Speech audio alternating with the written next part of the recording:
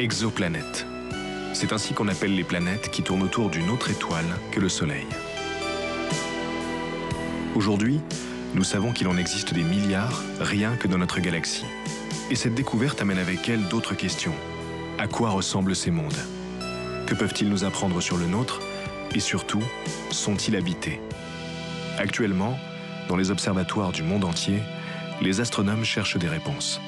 Et ils n'ont jamais été aussi près d'en trouver. Mais cette moisson de nouveaux mondes a bien dû commencer quelque part. Et si la recherche des exoplanètes devait avoir son Christophe Colomb, ce serait cet homme, Michel Mayor.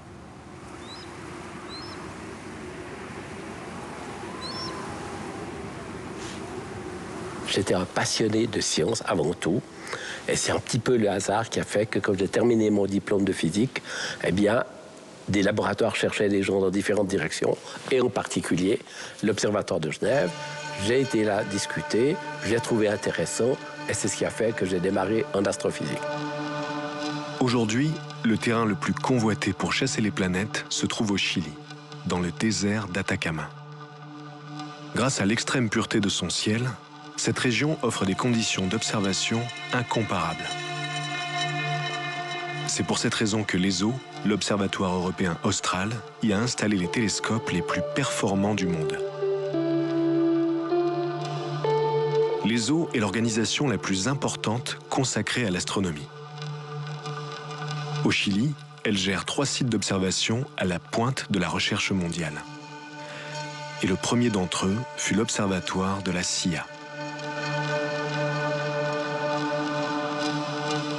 Créé en 1964, l'observatoire de la CIA se trouve à 2400 mètres d'altitude, loin de toute pollution lumineuse.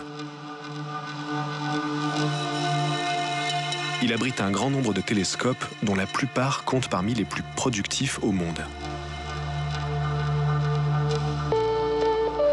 Certains sont consacrés à des projets spécifiques, comme le télescope Leonhard Euler, qui est principalement destiné à l'observation des exoplanètes. Surnommé le Suisse, ce télescope d'1,20 m fut construit par l'Observatoire de Genève en 1998. Et Michel le fit équiper d'un spectrographe encore plus précis que celui qu'il avait utilisé pour détecter la première exoplanète.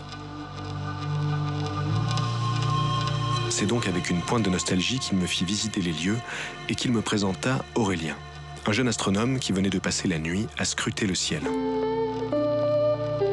Je me réveille en fin d'après-midi et là en général je vais tout de suite au télescope. Je prépare tout ce qu'il faut pour que le télescope soit prêt au moment du coucher du soleil à observer pendant toute la nuit.